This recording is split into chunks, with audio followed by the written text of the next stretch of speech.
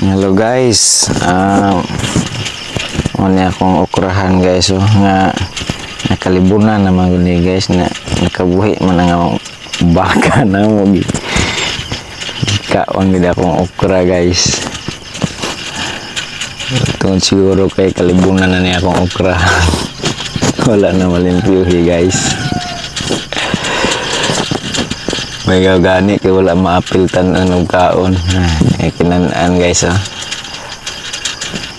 nga pila ni kapunuan ng nakaan nga upat kapunuan goro. Putol ang bunga. Susug na hurot pagkaos baka tanan wa nagid guys, wa nagi mautan inig ka dadlaw moro day tay gisiligas pang sudan.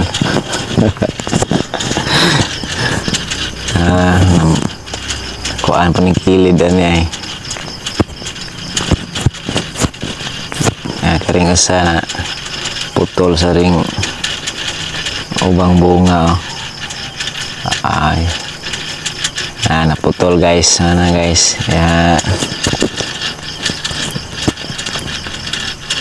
Kedua nakapunuan tapos yo ang isa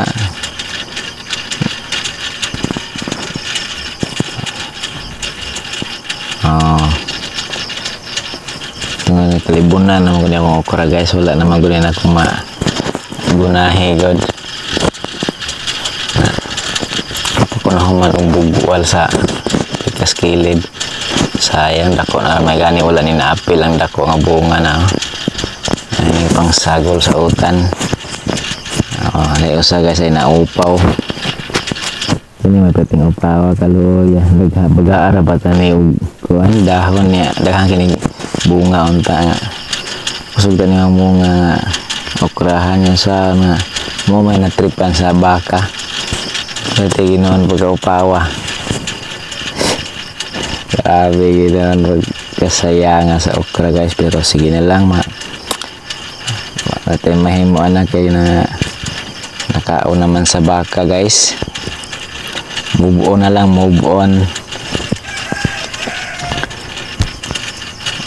Mana guys ang update sa akong okra guys. So ang manik ng buhay dito sa probinsya guys, tanong-tanong lang sa guys kaya para may mapupo ba mautan dayon. Sudan na dayon guys.